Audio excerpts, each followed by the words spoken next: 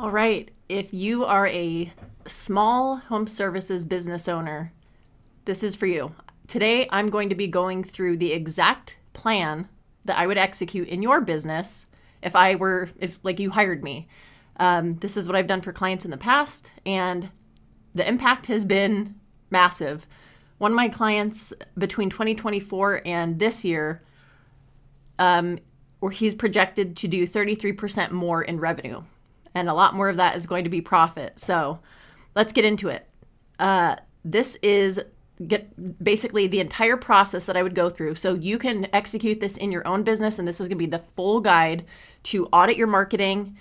If you're either not sure if your marketing is working or you know that it's not working, this is going to help you fix it. So this is something that you can take and implement immediately. Let's jump right in.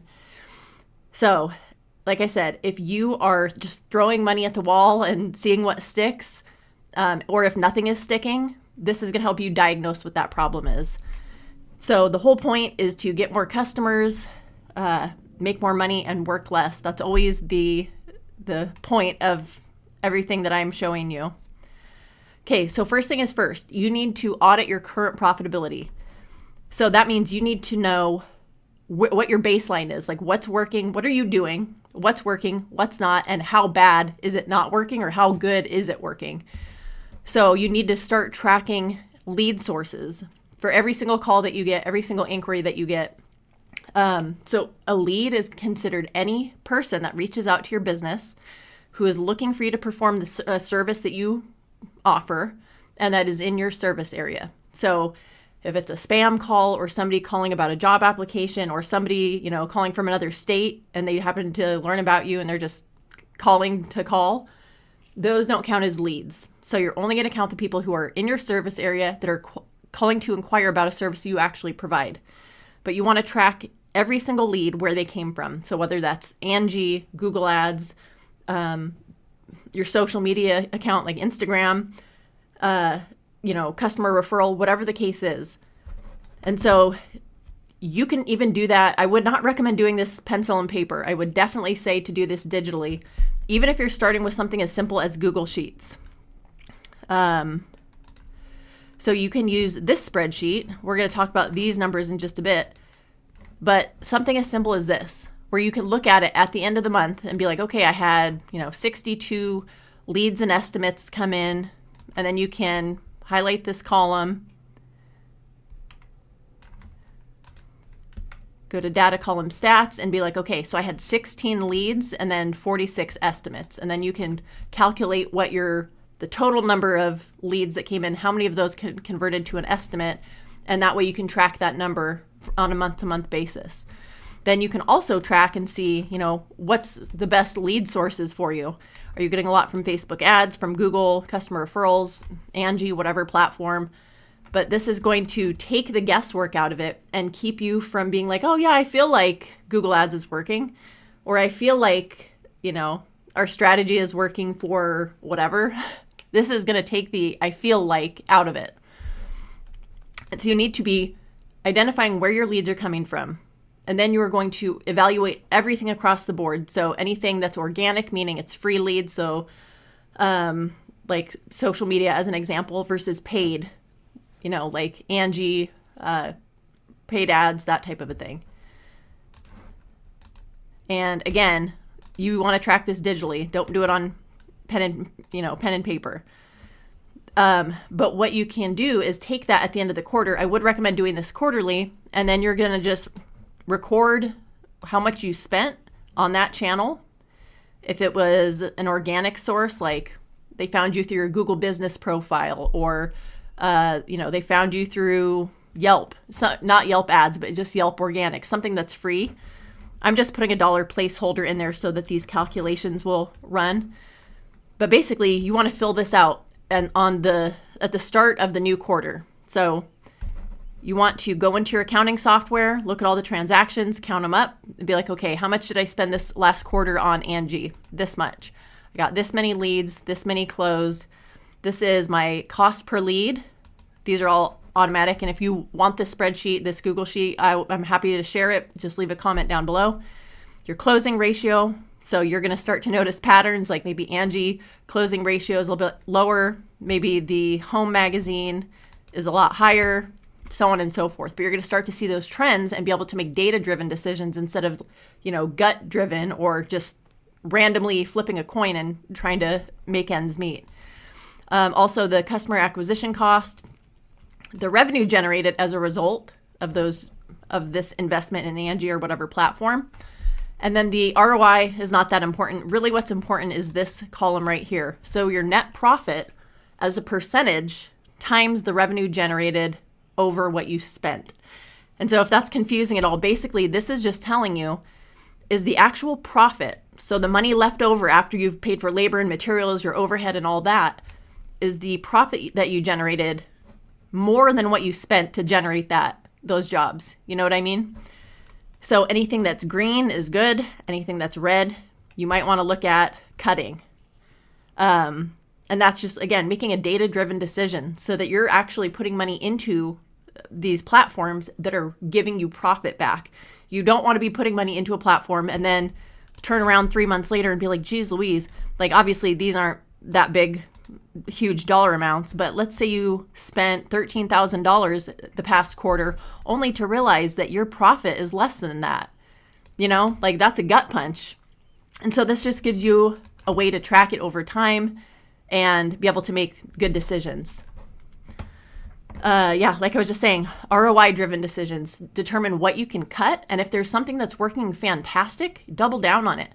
Like if you're, if you're running Facebook ads and they're performing really well, double down on that and maybe cut off Angie or cut off, Thumbtack, like whatever it is, Yelp ads, but cut off something that is not working as well. Because if you invest $100 into something that's giving you a 147 net profit percent, we'll just call this your ROI because truly that's what it is. You can ignore this column.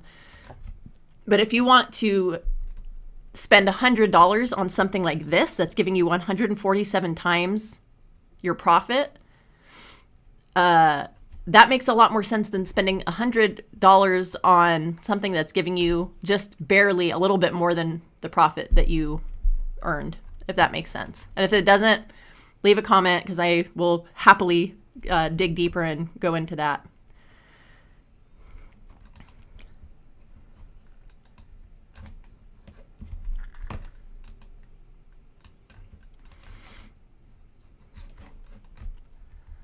Alrighty. Let me make sure I didn't skip anything. Okay.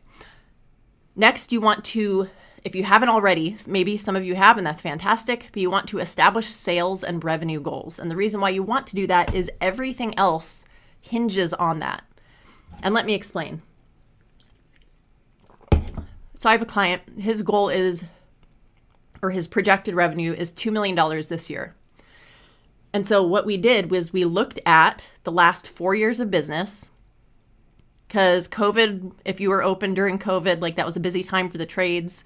It's kind of an anomaly. And so you don't really want to factor that in because it was just wild and all over the place, right? But take the last 4 years of data and look and see, okay, if I earned $1 million this year, what percentage of that $1 million did I do in January? What percentage did I do in February? And so on and so forth. And then you're going to average those percentages across those 4 years for each month. So if your average across the last 4 years for January is 8.7% and your goal for your revenue is 2 million, then your projected revenue for January is going to be 174,000. So what that means is, and this kind of takes me into the next point here, but you're going to reverse engineer everything. So if you're not tracking how, your average ticket, you should start tracking that because that is going to let you know a lot of things. And really more important than average ticket is your average dollar per lead, your ADL. And the reason why that's important is because you are able to use the law of averages and determine based on your lead flow what your revenue is going to be. So every time you get a lead, obviously not all of them are going to turn into a booked estimate and not all of those are going to turn into a job, but on average, your ADL captures that. And so it's taking all of that into account. It's basically your average ticket by your close rate, and that spits out your ADL. And so you can use that to reverse engineer how many leads you need to get every month in order to hit your target. So let me put this in a real world example for you. So like I said, for this client, the revenue goal is $174,000 for January.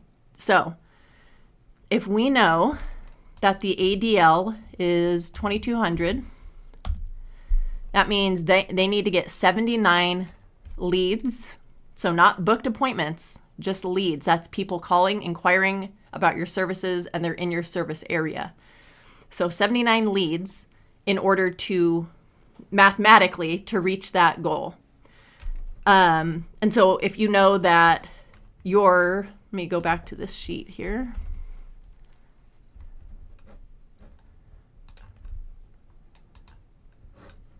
Give me one moment.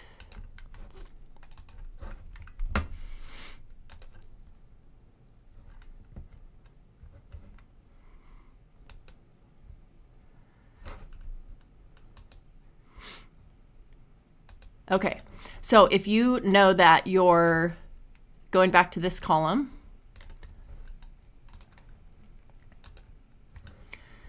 so 16 leads, 46 estimates, so 16 plus 46.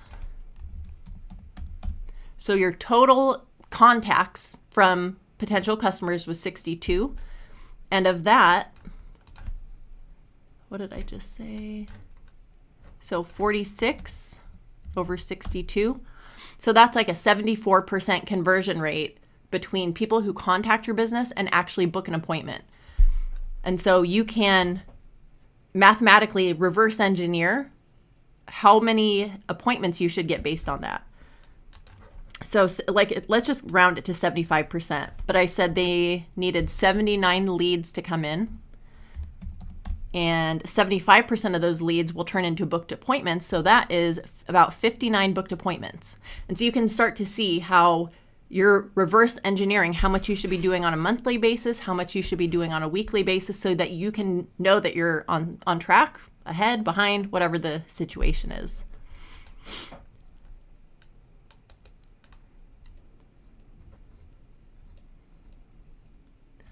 Okay. You also, what I would do if I were in your business, I would start tracking your marketing KPIs. If you don't know what that is, I will explain it. So you need to, like I was just kind of talking about, track the number of leads that come in, the number that turn into estimates, and your lead to appointment conversion rate. So that's what we were just talking about. So the total number of contacts that you have on like any given month, the number that turn into booked appointments, which is what we just calculated, and then that conversion rate. So that way you can see, whoever it is that's answering the phone, are they doing a good job of getting people to book an estimate, or is there something broken within that process? Do I need to retrain someone? It's going to just give you more insight into what's going on in your business, so you're not guessing and you don't feel out of control. Financial metrics. So that's going to be a lot of different financial factors, like your customer acquisition cost per lead. And actually, let's go a little bit more in depth with that. And again, if you want any of these spreadsheets, just leave a comment and I'll drop it for you. But you can, if you are tracking your marketing spend and the leads that are coming in, the leads closed and so on, then this is going to automatically, you'll be able to populate this at the beginning of each quarter. And you're going to have all of these numbers. Something else that I want to draw your attention to is super important, and I talked about this in another video, is your pricing. So if you're just guessing what your prices should be based on maybe what your competitors are doing, did you know that the number one reason why contractors go out of business is because of their pricing, because they don't have their pricing right? It's a true story. You could Google it. I built this, and I can just show you really quickly how to use it. But I had a client, they were an insulation company, charging $4 a square foot for their work, for their full service attic restoration process. And so if their guys worked 2 10-hour days, so they work 4 10-hour days a week, they're off Fridays. So they had 2 guys working 20 hours, so that's 2 days on the job. Let's see, this is 1,500 square feet. It's 1,500 square feet to R38, which is correct for our climate here. 27 bags of insulation at $43 a bag. That was the cost of materials. That was the cost of labor. That was how much the salesman got paid. That was the total COGS. This was their total overhead per day. This was their total overhead for the 2 days that they were on that job. And so they were losing money. They would have lost $1,400 charging $4 a square foot. Now, for that same job, they would charge $6 a square foot.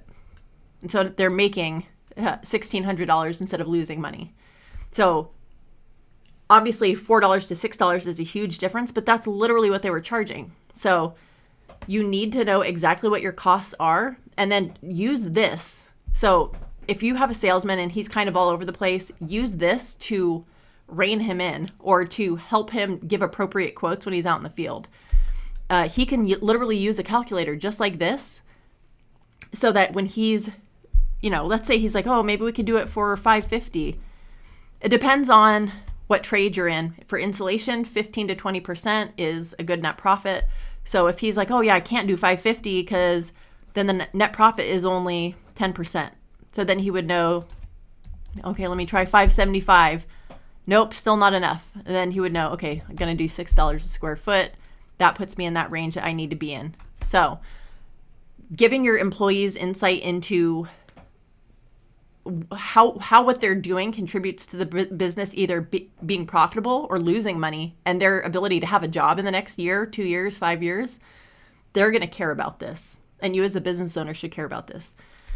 But like I was saying, if you would like a copy of this, just leave a comment and I will drop that for you.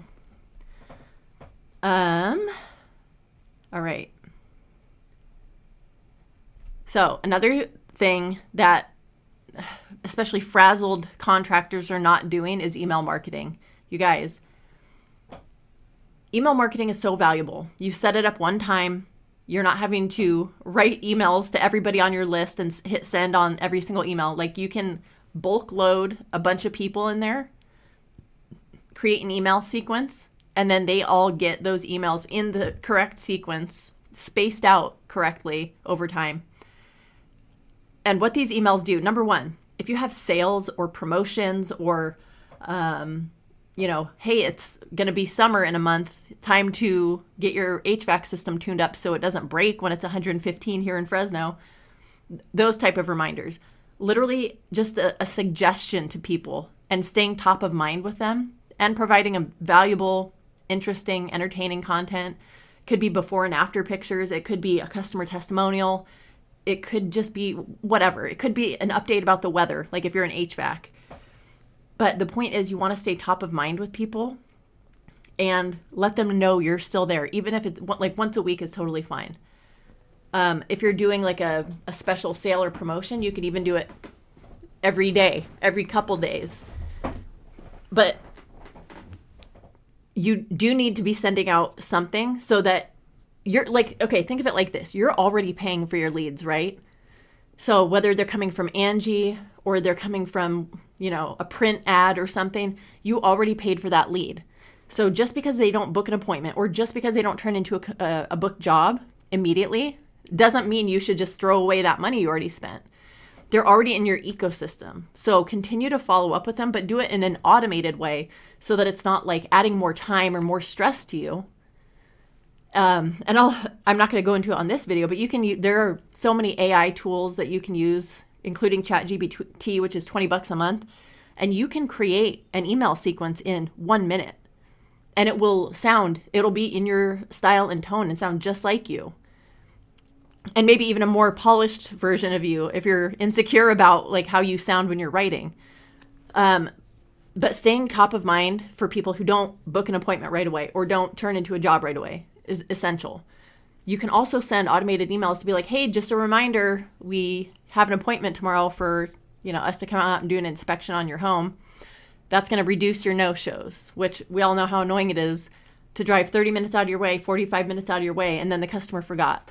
So appointment sequence, follow-up sequence, and then a long-term nurture sequence. So let's say you're in insulation, and the nature of insulation is like, if somebody gets the works, I'm thinking of this particular client who, if the customer gets an attic restoration and a whole house fan and an attic fan and gets everything they can possibly get from that business, that doesn't mean they should just stop talking to them. Like, nothing says we only care about you for your money, like just not talking to a customer once you've completed a job. Still keep them in the loop. And the reason for that is it maintains that relationship and it keeps you top of mind for referrals. So now they're going to be like, oh, my sister was just talking to me about how her house is so hot and uncomfortable. Oh, I just saw this email from XYZ Insulation. I should remind her that she needs to give them a call because it made such a big difference for me. It's just like these little things that add up here and there. And that's why you want to maintain an email sequence. So that would be something else that that I would demand that you set up.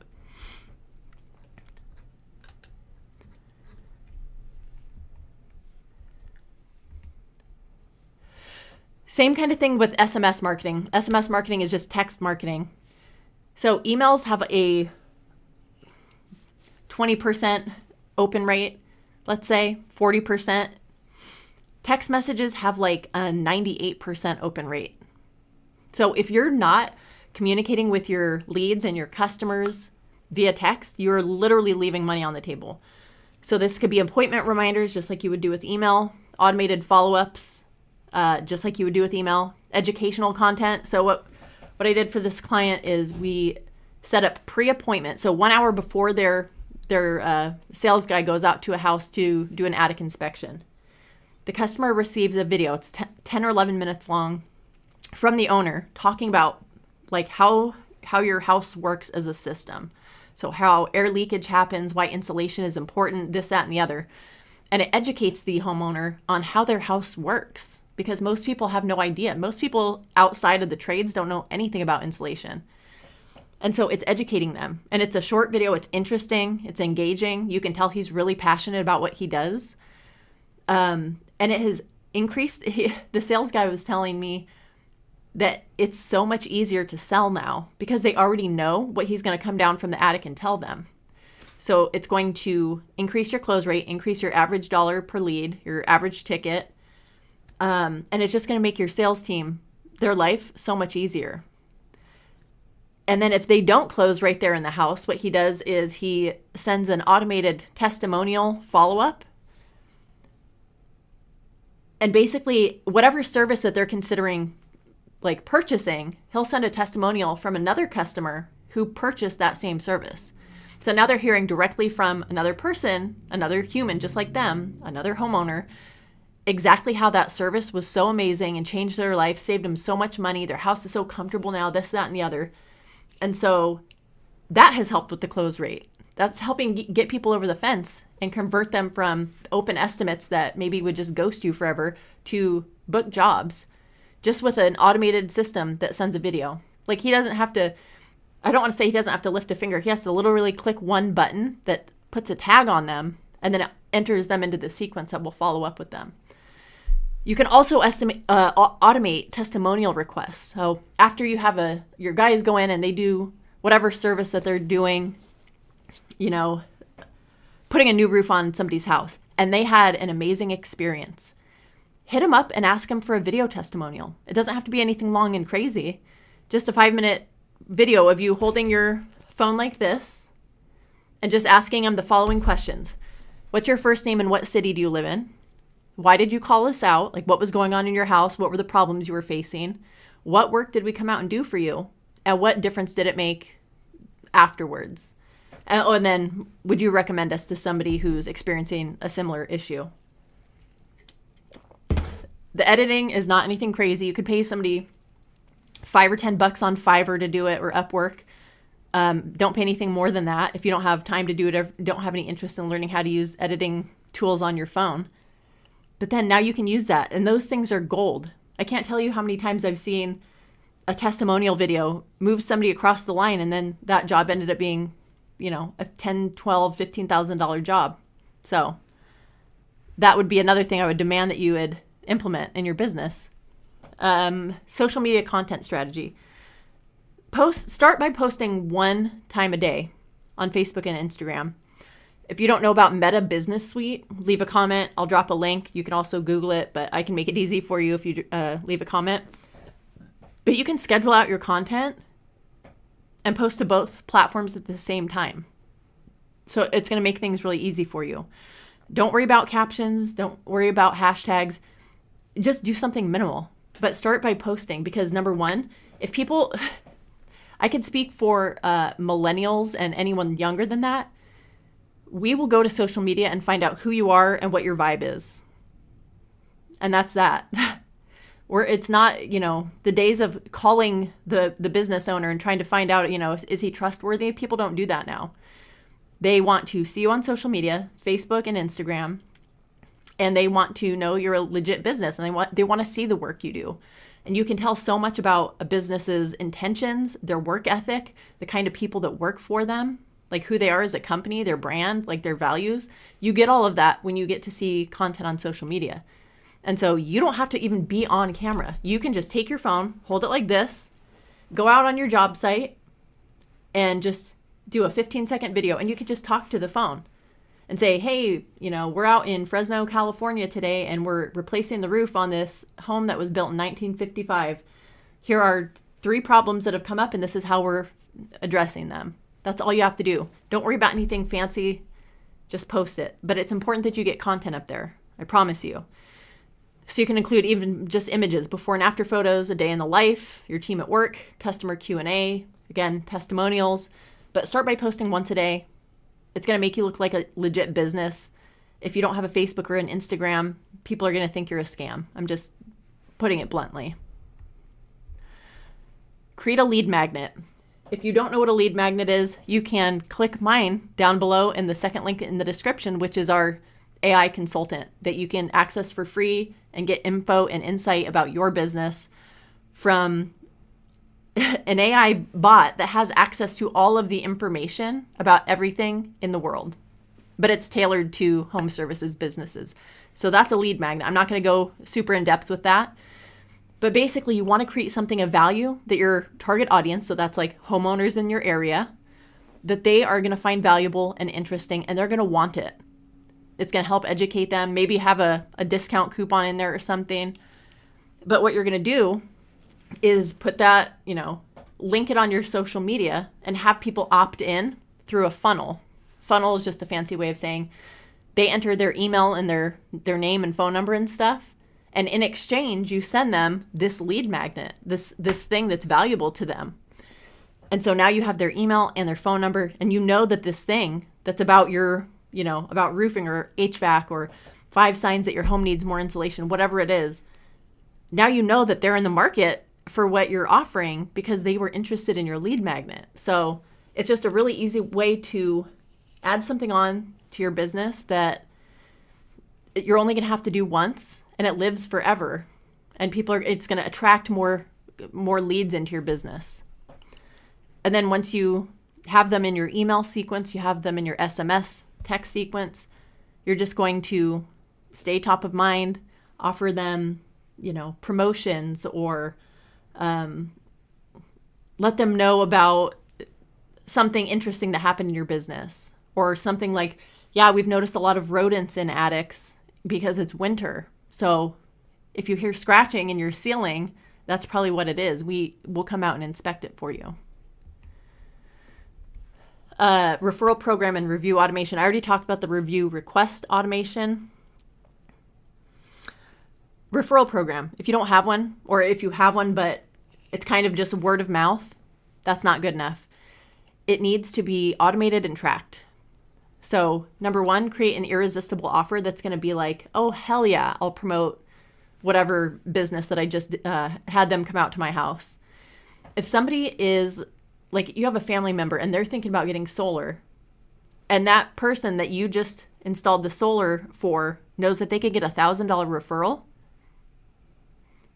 and all they have to do is send somebody a link, send their cousin a link, or their sister, whoever, they're going to be really incentivized to do that. It's literally that easy, as opposed to, okay, we'll call this number and then tell them I sent you. Did you call yet? You know what I mean? Like, nobody wants to do that. So set yourself up for success by having it be automated, and make your referral incentive really good. If you're in an industry where it's like insulation, you're probably only going to go to a customer's house once. There are exceptions to that, but give them a cash reward for referrals. If you are in something like HVAC, where you want to turn a one-time customer maybe into a recurring customer, like annual maintenance or, whatever the case is, you can offer them cash. You could offer them a discount on their next service. There's a lot of different things that you could do. But you could also just ask customers, hey, what would be valuable? Like, what would you want in exchange for referring us? And see what they say. Because that's the best way to find out what your market will respond to, is just asking them. The automated review requests that we've talked about. Review requests. So that would be for platforms like Google. So automating your reviews for Google or Facebook or Yelp, whatever platform, but having that be on autopilot. So you're not having to think about it and follow up. And, oh gosh, I can't remember if I sent a text or an email to that person, or I can't remember if my text said that he already spoke to them about it. Just put it on autopilot and watch your Google reviews explode. Just because you're asking people, it's really that easy. And yeah, getting, like I mentioned before, gathering testimonials automatically. So you're not having to reach out to every happy customer after every job. All right, we're getting toward the end.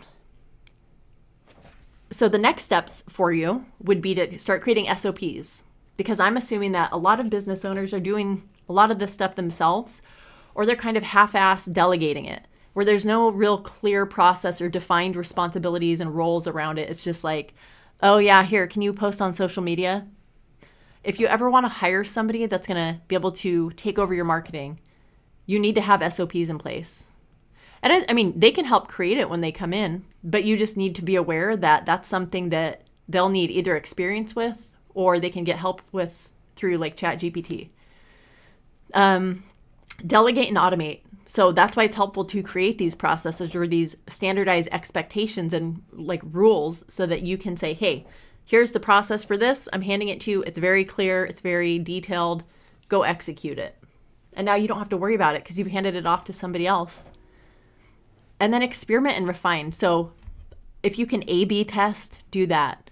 A/B test means like you have, you probably can't do this with print ads, but if you have an ad in a magazine and half of the magazine has this version of the ad and the other half, 50% of the people who receive the magazine get version B. So that's A/B testing. You may not be able to do it with print ads, but you can definitely do it with Facebook ads. If you have an ads agency or somebody that's running your ads for you, they should 100% be split testing those ads to see which ones have the best results. So you can double down on what works and cut off what doesn't. That's a common theme.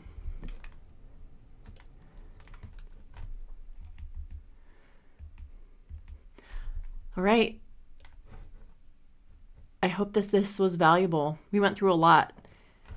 I'm so passionate about helping people with their marketing, and I know that it might seem overwhelming, especially if you're wearing a lot of hats, if you don't have a huge staff.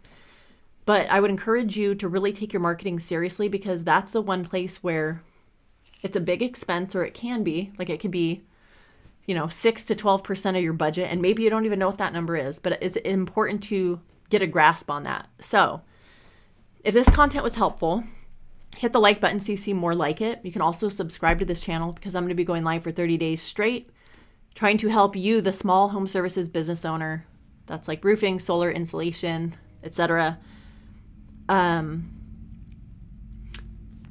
make more and work less. Get more customers, make more money, work less. And I would love to hear about whatever you're struggling with, or whatever your wins are. Maybe you're figuring these things out and they're like, you're doing amazing. But leave a comment. I would love to help you. I will even do this audit on your business if you, want to come on a Zoom call, I can do that live for you so you can see exactly what you need help with. Anyway, I hope this was valuable. Leave a comment if you want any of the spreadsheets that I mentioned in this video. Don't forget to subscribe, and I will see you all on the next video.